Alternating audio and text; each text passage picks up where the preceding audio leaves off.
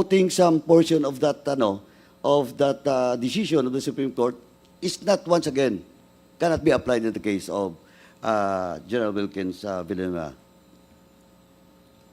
Now, Mr. Chairman, to end, Mr. Chairman, but on the let me just quote the last part of the motion of General Wilkins.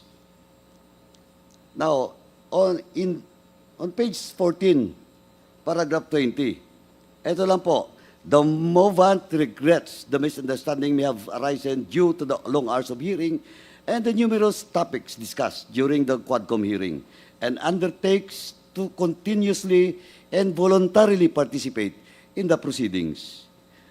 Paragraph 21, Mr. Chairman, therefore, the movant appeals to the sound discretion of the Quadcom and humbly and respectfully ask that the Honorable Quadcom consider the totality of the circumstances and lift its contempt order against the movant. So, ang pag-intindi ko po, Mr. Chairman, the movant commitments that during today's hearing and the next hearing, he will cooperate and will answer the queries truthfully, no, that is being addressed to him. And again, Mr. Chairman, and for the record, and once again, I really appreciate this motion for reconsideration of General Wilkins, attached here with, Mr. Chairman, the verification and certification against Shopping Forum.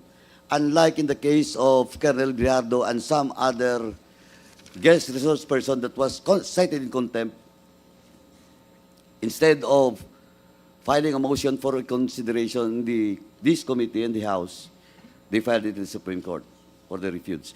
But anyway, Mr. Chairman, with that, Mr. Chairman, I will not discuss anymore with regards to the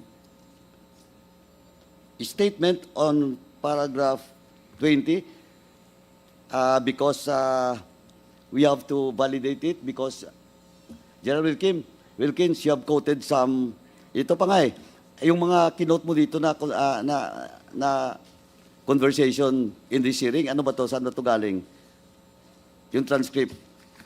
Yung interpretation to you and the answers coming from you and the questions of the members of this committee, quoting Chairman Akop, me, and the other members of this committee. Saan ba to galing? Sorry, please use the microphone. Sa YouTube yan, Mr. Chair, pinanood namin ng nireview ko ulit yung okay. whole. Sige, anyway, pagdating mamaya sa inyo, i-validate po natin, no? Yung question about it. But what is important, Mr. Chairman, that sabi ko na nga, personally, I really appreciate, no? Yung naging gesture ni General Wilkins in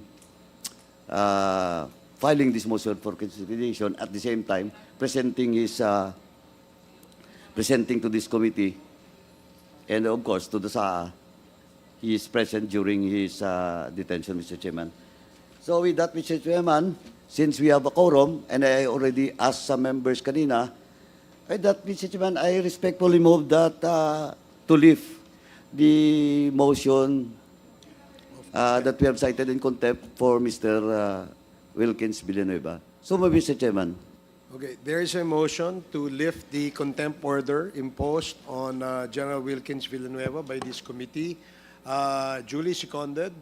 Are there any objections? Amendments? Nothing. The motion is approved. Comsec, please inform the Sergeant at Arms and our LSB that the contempt order has been lifted.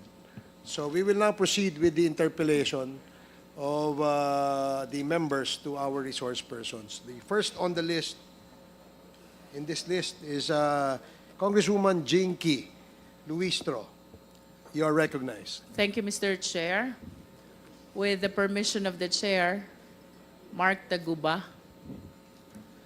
During the previous hearings, you made mention about various parties which have participation generally in the shipment of goods, and if I may include, in some cases, in the evolution of this you call TARA system. which allows the shipment to avail of the green lane.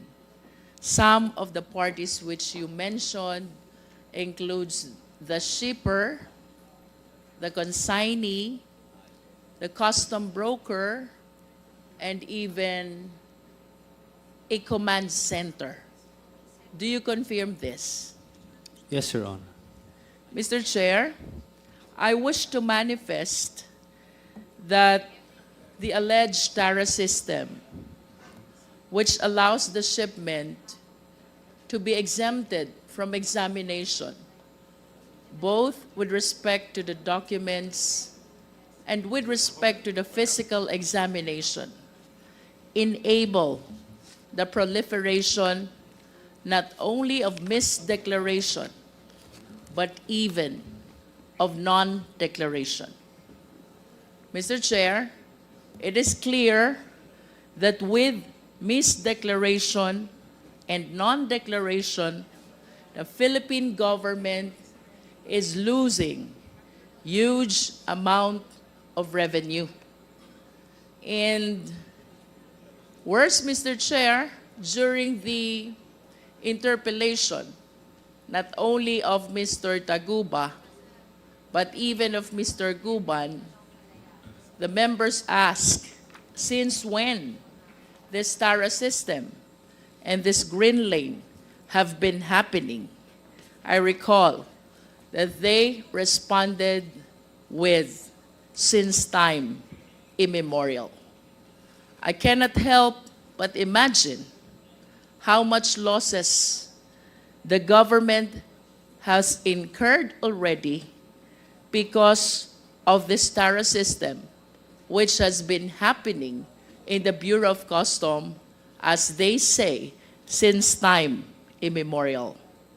Mr. Chair, with that, this humble representation feels that the government's sovereign power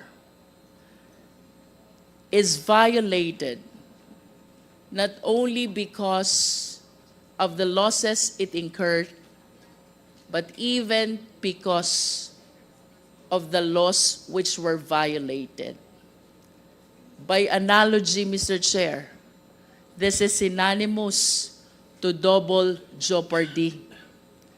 Nalugi na ang gobyerno, winalang bahala pa ang batas ng Pilipinas. This is very alarming, Mr. Chair. And this prompts this representation to go back to the basic, to the fundamental system of the Bureau of Customs. And with that, I wish to direct my next questions to the representatives of the BOC. Please walk us through. Pakikwento po sa sambayanang Pilipino how the shipment, how the importation works, considering the TARA system and the color-coded lane, which has been shared to us by our resource persons.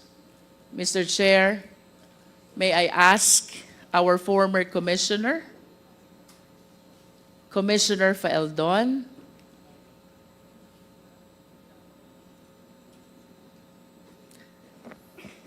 Commissioner Faeldon, can we start with the import clearance certificate? What is this document and what agency issues the same? Your Honor, I would like to go to the broader answer to the questions that I will concur with